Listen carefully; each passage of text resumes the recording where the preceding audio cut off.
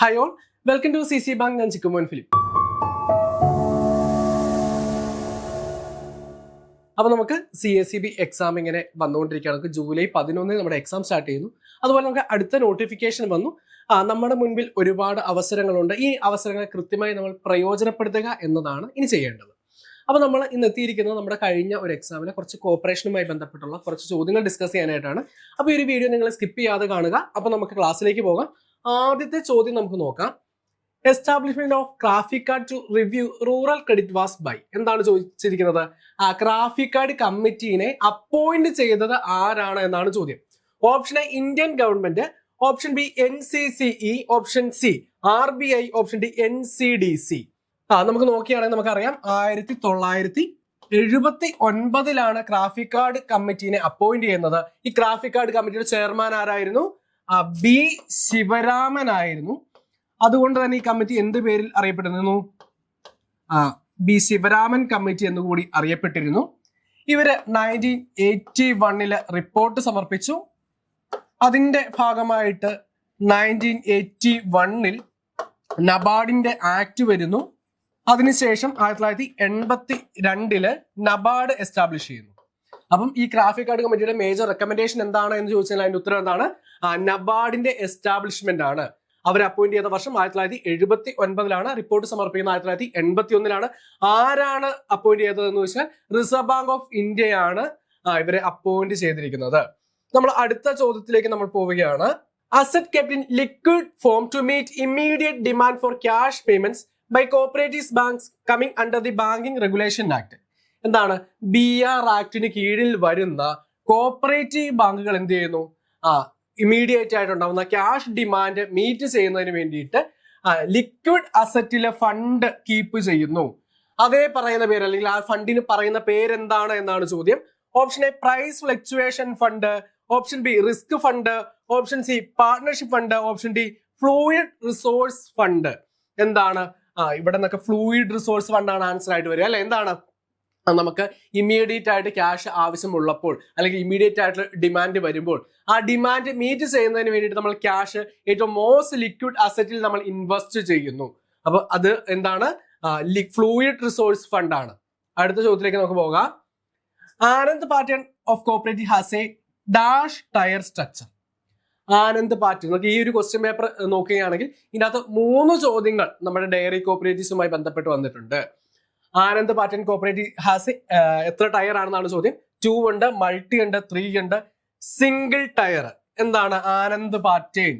ആപ്കോസ് A നമ്മൾ ഇങ്ങനെ വരയ്ക്കുകയാണ്. അപ്പൊ നോക്കിക്കേ, അതിനെ നമുക്ക് നോക്കിക്കഴിഞ്ഞാൽ ഏറ്റവും താഴെ നമ്മുടെ നാട്ടിൽ കാണുന്ന പ്രാഥമിക സഹകരണ സംഘങ്ങളുണ്ട്. ഏറ്റവും താഴെ അത് വില്ലേജ് ലെവലിലേക്കുള്ള സൊസൈറ്റീസ് ആണ്. ഇനി അതിന്റെ മുകളിൽ ആരാണുള്ളത്? Regional cooperative milk producers union RCMPU.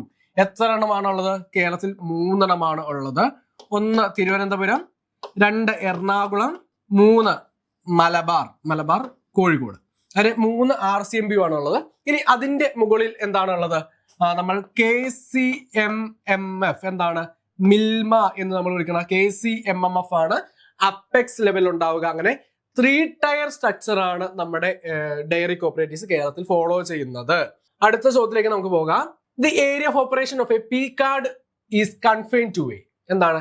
PCARDB, primary primary cooperative agriculture rural development ബാങ്കിന്റെ ഏരിയ ഓഫ് ഓപ്പറേഷൻ, പ്രവർത്തന മേഖല ഏതാണെന്നാണ് ചോദ്യം. A village, A taluk, A block, A panchayat. നമുക്കിനി ഇതിന്റെയും ഒരു കാര്യം പറയുകയാണെങ്കിൽ കേരളത്തിൽ നമ്മുടെ long time agriculture credit, long time credit structure എന്ന് നമുക്ക് ഇതിനെ പറയാം. ലോങ് ടൈം ക്രെഡിറ്റ് സ്ട്രക്ചർ അത് എത്ര ടയർ ആണ്? 2 ടയർ ആണുള്ളത്. അതിന്റെ പ്രൈമറി ലെവലിൽ ഏതാണുള്ളത്? നമ്മൾ കാണുന്ന PCARDB ആണ്. അപ്പൊ PCARDBയിലെ മെമ്പേഴ്സ് ആരായിരിക്കും? നമുക്ക് ഈ ഒരു പ്രവർത്തന മേഖല, അതായത് ഇപ്പം ഒരു പി കാർഡ് ബാങ്കിന്റെ പ്രവർത്തന മേഖല എന്ന് പറയുന്നത് ഒരു താലൂക്കാണ്. ആ താലൂക്കിനുള്ളിൽ കൃഷി സ്ഥലമുള്ള അല്ലെങ്കിൽ ലാൻഡ് ഉള്ള ആളുകളായിരിക്കണം. അതുപോലെ തന്നെ ലീഗലി കോൺട്രാക്റ്റിൽ ഏർപ്പെടുവാനായിട്ട് കഴിവുള്ള ആളുകളായിരിക്കണം. അങ്ങനെയുള്ള ആളുകൾക്കാണ് പി കാർഡ് ബാങ്കിൽ എന്ത് കിട്ടുക? മെമ്പർഷിപ്പ് കിട്ടുക. ഇനി ഇതിന്റെ അപ്പെക്സിൽ ആരാണുള്ളത്? KS കാർഡ് ബാങ്ക് ആണ്. Kerala state agriculture and rural development bank ആണ് ഇതിന്റെ അപ്പെക്സ് എന്ന് പറയുന്നത്. ഇതിന്റെ അംഗങ്ങൾ ആരാണ് എന്ന് ചോദിച്ചു കഴിഞ്ഞാൽ പ്രൈമറി സൊസൈറ്റീസ് ആണ്. പ്രൈമറി സൊസൈറ്റീസ് ഉണ്ട്, ഗവൺമെന്റ് ഉണ്ട്, KSEB ഉണ്ട്, പിന്നെ നമുക്ക് വയനാട് ഗിരിജൻ സൊസൈറ്റി, അങ്ങനെ ആളുകളാണ് എന്ത് KS കാർഡ് ബാങ്കിന്റെ മെമ്പേഴ്സ് ആയിട്ട് വരിക. അപ്പം പി കാർഡ് ബാങ്കിന്റെ ഏരിയ ഓഫ് ഓപ്പറേഷൻ എന്ന് പറയുന്നത് ഒരു താലൂക്കിനുള്ളിലായിരിക്കും. അപ്പൊ നമുക്ക് അടുത്ത ചോദ്യം നോക്കാം. KCMMF was formed in the year 1980 as a state adjunct of the National Dairy Program known as. ഒന്നുമില്ല, KCMMF എന്താണ്? മിൽമ. ഏത് വർഷമാണ് എസ്റ്റാബ്ലിഷ് ചെയ്തിരിക്കുന്നത്? 1980 എസ്റ്റാബ്ലിഷ് ചെയ്തിരിക്കുന്നത്. ഹെഡ്ക്വാർട്ടേഴ്സ് എവിടെയാണ്? തിരുവനന്തപുരത്താണ്. ഇത് ഏത് നാഷണൽ ഡയറി പ്രോഗ്രാമിനോട് അസോസിയേറ്റ് ചെയ്തുകൊണ്ടാണ് എസ്റ്റാബ്ലിഷ് ചെയ്തിരിക്കുന്നത് എന്നാണ് ചോദ്യം. കാറ്റിൽ development, RIDF, option C ആപ്കോസ്, option D operation flood. എന്നൊക്കെ റിപ്പീറ്റഡ് ആയിട്ട് വന്നിട്ടുള്ള ഒരു ചോദ്യമാണ് അല്ലെ.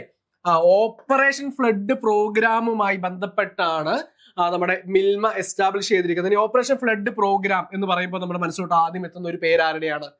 നമുക്ക് വർഗീസ് കുര്യനുമായി ബന്ധപ്പെട്ടിരിക്കുന്നു അല്ലെ. Varghese Kurian, milk man of India, അതുപോലെ ഇന്ത്യയിലെ വൈറ്റ് റെവല്യൂഷന്റെ പിതാവ് എന്നൊക്കെ വിശേഷിപ്പിക്കുന്ന ആളാണ്.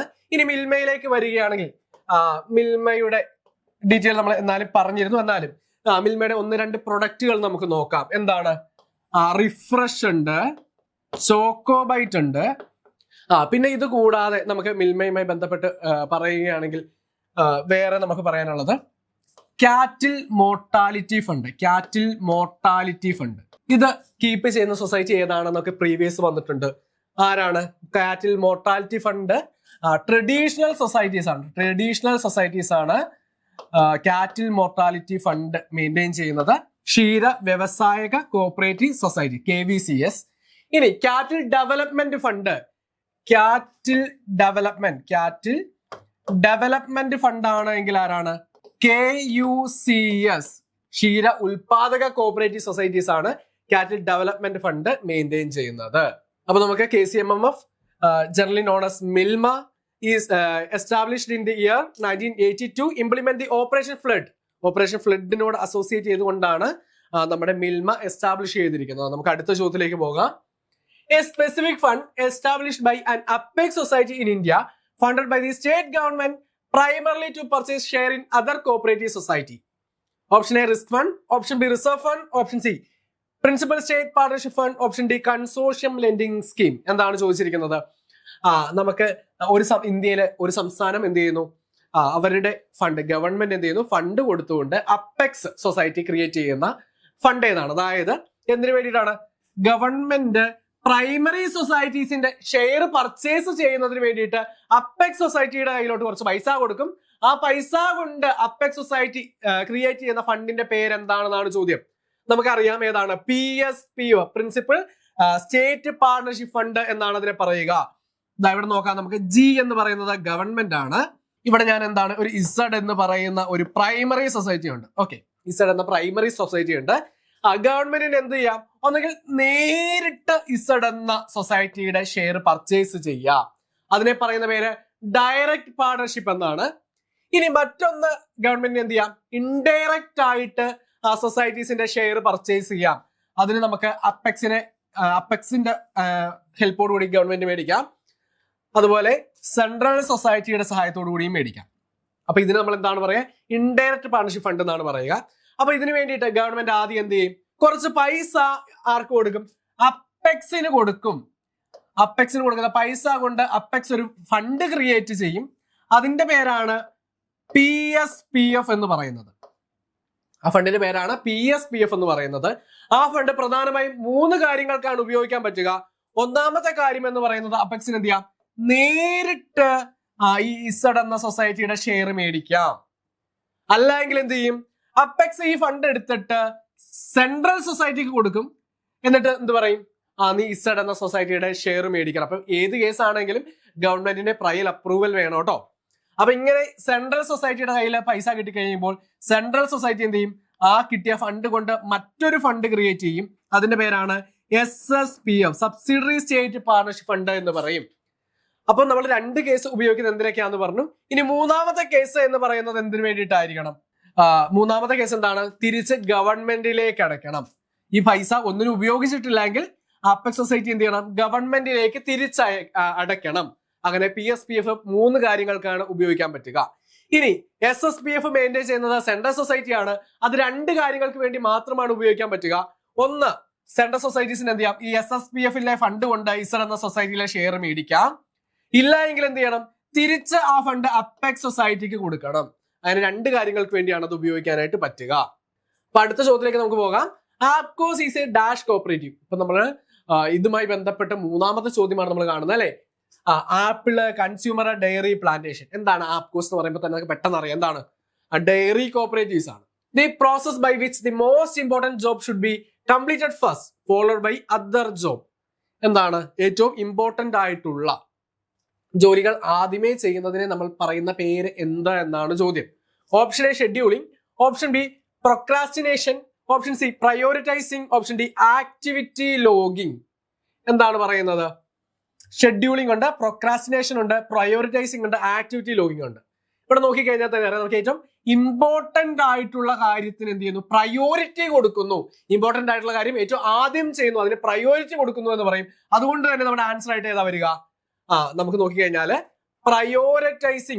പ്രയോറിറ്റൈസിംഗ് ആണ് ആൻസർ ആയിട്ട് വരിക. ഇനി നമുക്ക് പ്രൊക്രാസ്റ്റിനേഷൻ ഉണ്ട്. എന്താണ്?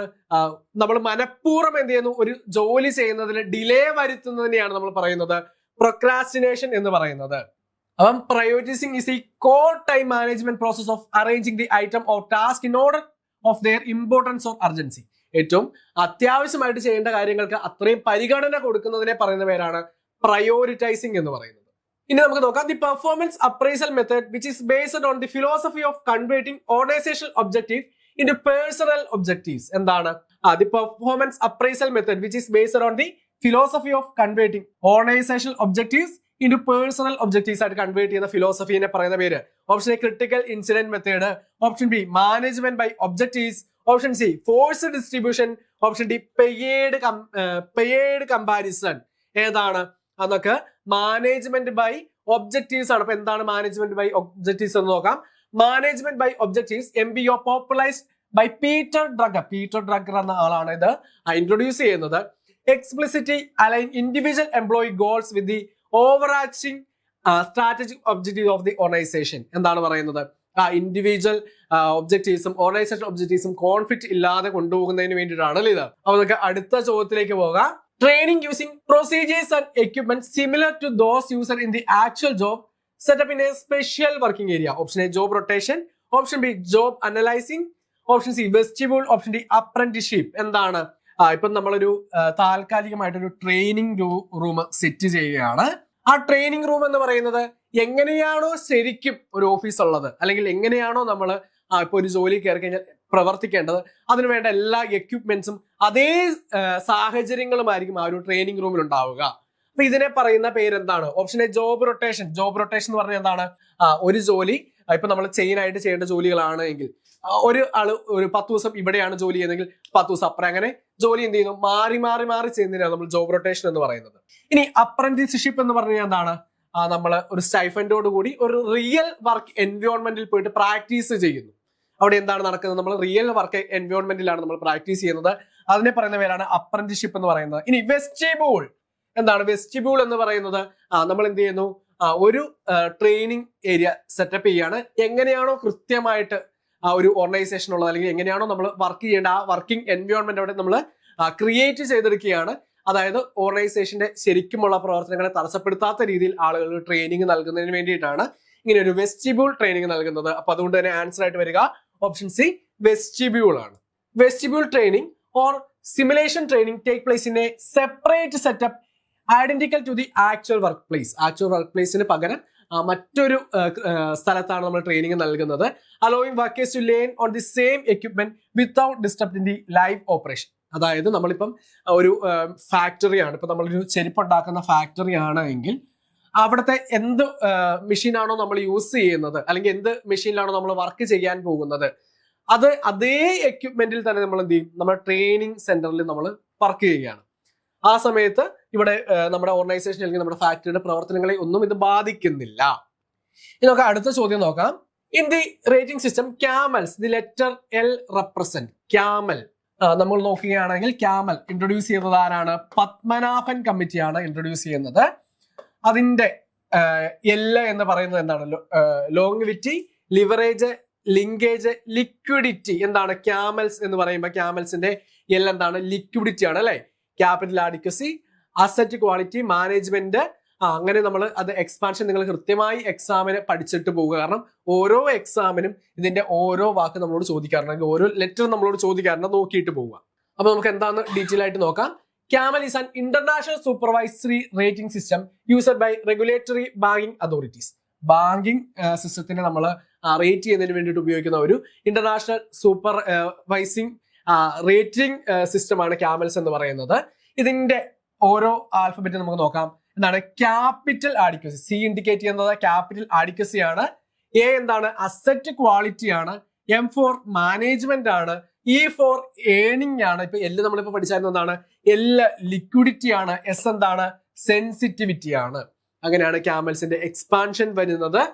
ഇനി നമുക്ക് അടുത്ത ചോദ്യത്തിലേക്ക് പോകാം. Who is responsible for the prompt disposal of dispute in the societies and expediters execution of award and decree. എന്താണ്? ഒരു കോപ്പറേറ്റീവ് സൊസൈറ്റിയിൽ ഈ താഴെ തന്നിരിക്കുന്ന ഓപ്ഷനുകളിൽ കൃത്യമായിട്ട് എന്തെങ്കിലും ഡിസ്പ്യൂട്ട് ഉണ്ടായാൽ സെറ്റിൽ ചെയ്യാനായിട്ട്, ഡിസ്പോസ് ചെയ്യാനായിട്ടൊക്കെയുള്ള ഉത്തരവാദിത്തമുള്ളത് ആർക്കാണ് എന്നാണ് ചോദ്യം. ഡയറക്ടർ ഓഡിറ്റ് ഉണ്ട്, രജിസ്ട്രാർ ഉണ്ട്, പ്രിൻസിപ്പൽ സെക്രട്ടറി ഉണ്ട്, പ്രസിഡന്റ് ഉണ്ട്. എന്താണ്? നമുക്ക് ഒറ്റ നോട്ടത്തിൽ നമുക്ക് ആൻസറിലോട്ട് എത്താനായിട്ട് വരും. ആരാണ്? രജിസ്ട്രാർ ആണ്. കോപ്പറേറ്റീവ് സൊസൈറ്റിയിലെ ഡിസ്പ്യൂട്ടുകൾ ഹാൻഡിൽ ചെയ്യുന്നത് ആരാണ്? അത് നമുക്ക് രണ്ടായിട്ട് ഡിസ്പ്യൂട്ടുകളെ നമ്മൾ തിരിച്ചിട്ടുണ്ട്. മോണിറ്ററി ഡിസ്പ്യൂട്ട് എന്നും നോൺ മോണിറ്ററി എന്നും തിരിച്ചിട്ടുണ്ട്. മോണിറ്ററി ആണെങ്കിൽ ആരാണ്? RCS-ഉം. നോൺ മോണിറ്ററി ആണെങ്കിൽ ആരാണ്? കോപ്പറേറ്റീവ് ആർബിട്രേഷൻ കോർട്ടുമാണ്. അപ്പൊ നമ്മുടെ CSEBയുടെ അടുത്ത നോട്ടിഫിക്കേഷനും വന്നു, അതുപോലെ എക്സാമും ഉണ്ട്. നമ്മുടെ മുൻപിൽ ഒരുപാട് അവസരങ്ങൾ ഉണ്ടെന്ന് ഞാൻ തുടക്കത്തിൽ തന്നെ പറഞ്ഞിരുന്നു. അപ്പം ഇനിയുള്ള ദിവസങ്ങൾ ഇല്ലെങ്കിൽ ഇനിയുള്ള സമയം നമ്മൾ കൃത്യമായി വിനിയോഗിക്കുകയാണെങ്കിൽ ഈ വർഷം തന്നെ നമുക്ക്, അല്ലെങ്കിൽ ഈ ഒരു വർഷം അല്ലെങ്കിൽ അടുത്ത വർഷം ആദ്യത്തിലേക്ക് നമുക്ക് സഹകരണ മേഖലയിൽ ഒരു സുരക്ഷിതമായി ജോലി സ്വന്തമാക്കുവാനായിട്ട് പറ്റും. അപ്പൊ അതിന് നിങ്ങൾ ഒറ്റയ്ക്കല്ല, നിങ്ങളുടെ ടീം CC ബാങ്ക് ഉണ്ടാവും.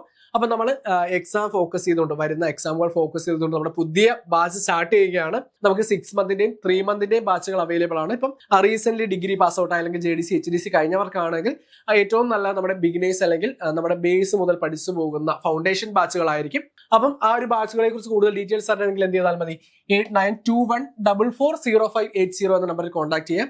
അതുപോലെ തന്നെ നമ്മുടെ എക്സാം ബാച്ച് ജൂലൈ മാസം 11 തുടങ്ങുന്ന എക്സാം തൊട്ട് ബാക്കി വരുന്ന എക്സാമുകൾ ഫോക്കസ് ചെയ്തുകൊണ്ടുള്ള നമ്മുടെ ബാച്ചാണ് എക്സാം ബാച്ച്. അപ്പൊ ആ ഒരു ബാച്ചിനെ കുറിച്ച് കൂടുതൽ ഡീറ്റെയിൽസ് അറിയണമെന്ന് താല്പര്യമുണ്ടെങ്കിൽ എന്ത് ചെയ്താൽ മതി? ഈ ഒരു ബോർഡ് നമ്പർ നിങ്ങൾക്ക് കോൺടാക്ട് ചെയ്യാവുന്നതാണ്. അപ്പൊ നമുക്ക് അടുത്ത ചോദ്യത്തിലേക്ക് പോകാം. A society in which an individual is free to join and resign from his membership at his will and discretion. ഒരു അംഗത്തിന് എപ്പോൾ വേണമെങ്കിലും ജോയിൻ ചെയ്യാം, അല്ലെങ്കിൽ എപ്പോൾ വേണമെങ്കിലും സ്വന്തം ഇഷ്ടപ്രകാരം ആ സൊസൈറ്റിയിലെ മെമ്പർഷിപ്പ് വേണ്ട എന്ന് വെച്ച് പോകാൻ പറ്റുന്നതിന് എന്ത് പറയുമെന്നാണ് ചോദ്യം. Democratic management, equity, social justice, voluntary association. എന്താണ് ഡെമോക്രാറ്റിക് മാനേജ്മെന്റ് എന്ന് പറയുന്നത്? One man one vote. One man one vote ആണ്. വൺ മാൻ വൺ വോട്ട് സിസ്റ്റമാണ് ഡെമോക്രസിയുടെ പ്രിൻസിപ്പിൾ എന്ന് പറയുന്നത്. അപ്പം അതെന്താണ് ഡെമോക്രസി എന്ന് പറയുമ്പോൾ നമുക്ക് വൺ മാൻ വൺ വോട്ട്. ഇനി അപ്പൊ നമുക്ക് എന്താണ്? ഒരാൾക്ക് ഫ്രീ ആയിട്ട് എൻ്റർ ചെയ്യാനും എക്സിറ്റ് ചെയ്യാൻ പറ്റുന്നതിന് നമ്മൾ എന്താ പറയും? Voluntary association.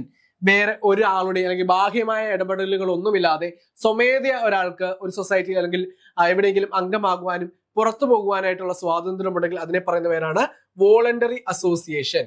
അടുത്ത ചോദ്യം നോക്കാം.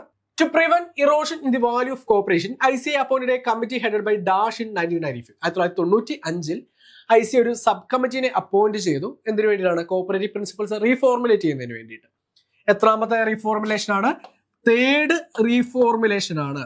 റീഫോർമുലേഷൻ ആണ്. അത് എത്രാമത്തെ സ്റ്റേജ് ആണ്? 4th സ്റ്റേജ് ആണ്. അപ്പം 4th സ്റ്റേജ് തേർഡ് റീഫോർമുലേഷൻ. ആ കമ്മിറ്റിയുടെ ചെയർമാൻ ആരായിരുന്നു? Option A FW Raiffeisen. നമുക്ക് കാണുമ്പോൾ തന്നെ വെട്ടിക്കളയാം. Option B professor DG Karve.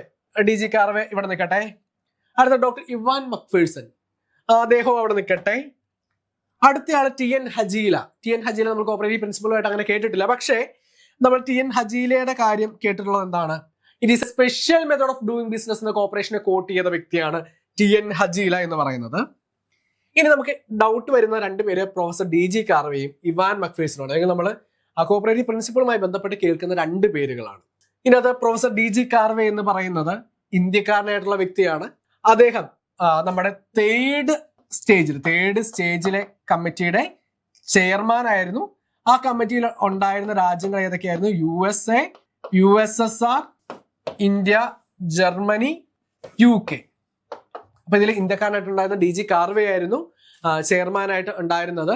അവർ പ്രിൻസിപ്പിൾസ് പഠിച്ചതിന് ശേഷം ഒരു പുതിയ പ്രിൻസിപ്പിൾ ആഡ് ചെയ്തു. ആ പ്രിൻസിപ്പിൾ ഓഫ് ഗ്രോത്ത് അല്ലെങ്കിൽ കാർവേസ് അഡീഷൻ എന്ന് വിശേഷിപ്പിക്കുന്നുണ്ട്. ആ പ്രിൻസിപ്പിൾ ഏതാണ് എന്ന് നിങ്ങൾ എന്ത് ചെയ്യുക? കമന്റ് ബോക്സിൽ കമന്റ് ആയിട്ട് ഇടുക. അപ്പൊ ഇത് 3ാമത്തെ സ്റ്റേജ് ആണെന്ന് പറഞ്ഞു. ഇനി 4ാമത്തെ സ്റ്റേജ്, 4th സ്റ്റേജിലാണ് doctor Ivan McPherson from Canada.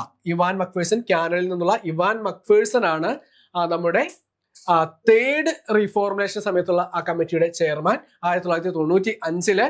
അപ്പം ഞാൻ പറഞ്ഞതുപോലെ പ്രൊഫസർ DG കാർവേയുടെ അഡീഷൻ അല്ലെങ്കിൽ കാർവേസ് അഡീഷൻ അല്ലെങ്കിൽ കാർവേസ് പ്രിൻസിപ്പിൾ ഓഫ് ഗ്രോത്ത് എന്നറിയപ്പെടുന്ന പ്രിൻസിപ്പിൾ എന്ത് ചെയ്യുക? നിങ്ങൾ കമന്റ് ബോക്സിൽ രേഖപ്പെടുത്തുക. അപ്പം നമ്മുടെ CSEB എക്സാം ആയിക്കൊള്ളട്ടെ അല്ലെങ്കിൽ ഏത് കോമ്പറ്റേറ്റീവ് എക്സാം ആയിക്കൊള്ളട്ടെ, നിങ്ങൾക്ക് ആദ്യ റാങ്കിലേക്ക് എത്തുവാനായിട്ടുള്ള സൊല്യൂഷൻ CC ലേണിംഗ് ആപ്പാണ്. നമുക്ക് പ്ലേ സ്റ്റോറിലും അതുപോലെ തന്നെ ആപ്പ് സ്റ്റോറിലും നമ്മുടെ ആപ്ലിക്കേഷൻ അവൈലബിൾ ആണ്. അപ്പൊ എന്തുകൊണ്ട് നിങ്ങൾ CC ചൂസ് ചെയ്യണം എന്ന് ചോദിച്ചു കഴിഞ്ഞാൽ, നിങ്ങൾക്ക് ഫ്രീ ഡെയിലി മോക്ക് ടെസ്റ്റുകൾ നമ്മൾ കണ്ടക്ട് ചെയ്യുന്നുണ്ട്.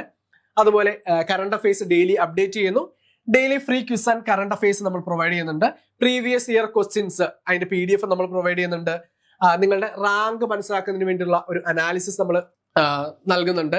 അപ്പോൾ നമുക്ക് വൈഡ് വെറൈറ്റി ഓഫ് കോഴ്സസ് നമുക്ക് അവൈലബിൾ ആണ്. PSC കേറ്ററ്റ് സെറ്റ് അല്ലെങ്കിൽ ഏത് കോമ്പറ്റേറ്റീവ് എക്സാം ആയിക്കോട്ടെ, ഒരൊറ്റ സൊല്യൂഷനാണ് നമുക്ക് മുൻപിലുള്ളത്, CC ലേണിംഗ് ആപ്പ്. അപ്പം നിങ്ങൾ ഇന്ന് തന്നെ ഡൗൺലോഡ് ചെയ്യുക. അപ്പൊ നമ്മുടെ വീഡിയോ നിങ്ങൾ ആദ്യമായിട്ടാണ് കാണുന്നത്, നമ്മുടെ ചാനൽ ഒന്ന് സബ്സ്ക്രൈബ് ചെയ്തേക്കുക. അതുപോലെ ബെല്ലൈക്കൻ കൂടി ഒന്ന് എനേബിൾ ചെയ്തേക്കുക. നമുക്ക് മറ്റൊരു വീഡിയോയുമായിട്ട് വീണ്ടും കാണാം. താങ്ക്